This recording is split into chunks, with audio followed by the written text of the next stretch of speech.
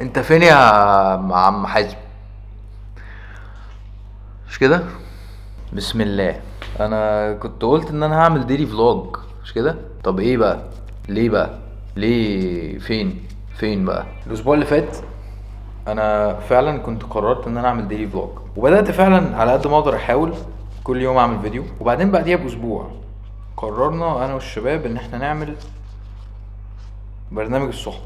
ايه بقى التعارض؟ ايه المشكلة؟ التعارض ان انا اصلا عندي في حياتي اولويات زي ستوبروك كانت مخلياني بطبيعة الحال اصلا مش عارف اعمل ديلي فلوج. فلما جيت قررت ان انا ارجع تاني اعمل ديلي فلوج. الصحبة برضو فين المشكلة؟ المشكلة ان الصحبة بتتطلب مني مجهود مضاعف. يعني انا بقى عندي دلوقتي 3 حاجات في حياتي: ستوبروك، الفلوج، الصحبة طالبة مني اخراج ومونتاج وحضور كمان، فمجهود عقلي وبدني ووقت كبير جدا رايح في الموضوع ده. بس مش رايح بمعنى ان للاسف انا بقيت في الصحبة فمش هعرف اعمل فلوج. لا، دي حاجة، يعني دي حاجة كبيرة جدا اصلا، يعني وحلم كبير ان احنا نقدر نعمل حاجة زي دي. طيب انا عامل الفيديو ده ليه؟ انا عامل الفيديو ده علشان الى حد كبير اعتذر، اقول كده، لان انا عارف او اصبحت عارف قيمة الفلوج عند ناس كتير منكم. انا ما بنزلش ايفنتس كتير، فما ببقاش مستوعب الامباكت بتاع الفلوج على الناس. فلما بقابل حد في الشارع ولا في اي حتة وبيقعد يكلمني عن الفلوج وعن عملي معاه ومش عارف ايه، بحس ان ربنا يعني من عليا بحاجة بقدر اوصل بيها للناس، واجب عليا ان انا اعملها حتى لو. لان ايه الفرق بين ان انا اعمل فيديو على الفيسبوك او فيديو عادي انا طالع بتكلم فيه زي ده مثلا، او زي بقية الناس على الفيسبوك او على اليوتيوب؟ ايه الفرق بين ده وبين الفلوج، انك تعمل فلوج وتبين حياتك وكده؟ انا بدعي ان الفرق ان في الفيديوهات دي الصغيرة دي او اللي انت بتتكلم فيها او السكتشات او الحوارات دي، انت بتدي نصيحة، بتتكلم عن فكرة معينة، الفكرة دي ممكن تفرق وتأثر في ناس، مفيش مشكلة. بس في الفلوج انت بتدي اسلوب حياة، انت بتوري الناس اقتراح للحياة. اللي بيتفرج على فلوج بيخش جوه الحوار، بيبقى جزء من الحوار، بيبقى متشبع بفكر.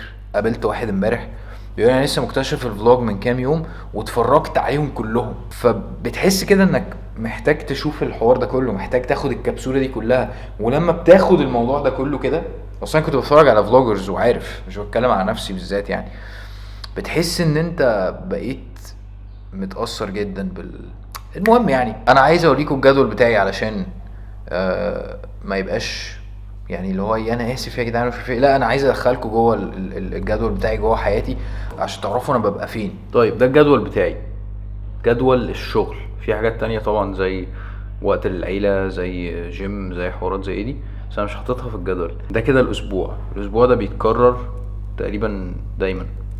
اي خط من دول عبارة عن يوم، يعني ده مثلا ايه، الحد، الاتنين، تلات، اربع، كده يعني.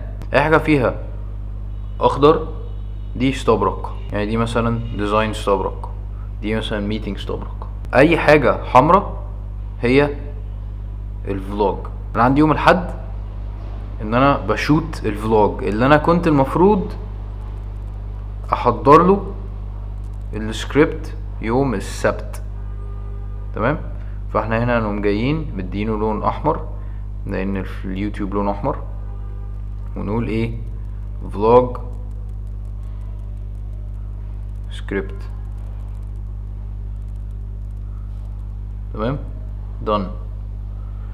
اوكي، ودي more options، قول له ايه، repeat every week، save. فاحنا عندنا هنا vlog script بتاع يوم الحد، كويس. بعد كده عندنا الاتنين edit الفيديو بتاع الصحبة وديزاين ستوبرك. التلات edit صحبة لحد الساعة 6. انا بوقف تقريبا شغل الساعة 6 عشان مراتي بتبقى جات من الشغل. بعد كده يوم الاربع عندي ميتنج ستوبرك.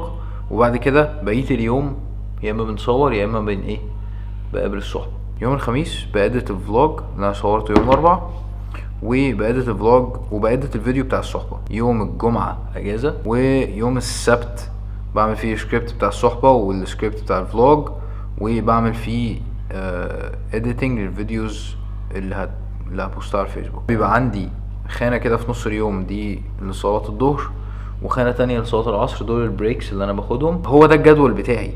لو صورت في اي يوم غير الحد او الاربع هيتضاف عليا لود تاني ان انا لازم اديت الفلوج ده. باختصار شديد يعني هي دي الايه الديليما اللي انا واقع فيها دلوقتي.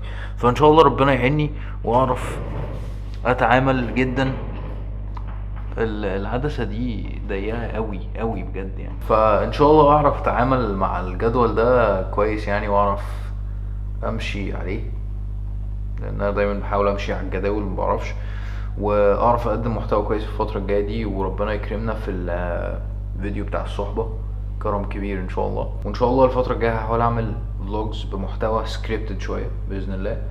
فتوقعوا مني افريج 2 فلوج اسبوعيا ان شاء الله. I appreciate، انا مقدر جدا لمتابعتكم فعلا بجد. و احنا قربنا ندخل على 30,000 سبسكرايبر دلوقتي which is very nice الحمد لله. في 10 شهور مش وحش يعني. اشوفكم ان شاء الله في فلوج من الفلوجز الجايه اللي انا لسه ما عملتهاش مونتاج. سلام. الله المستعان.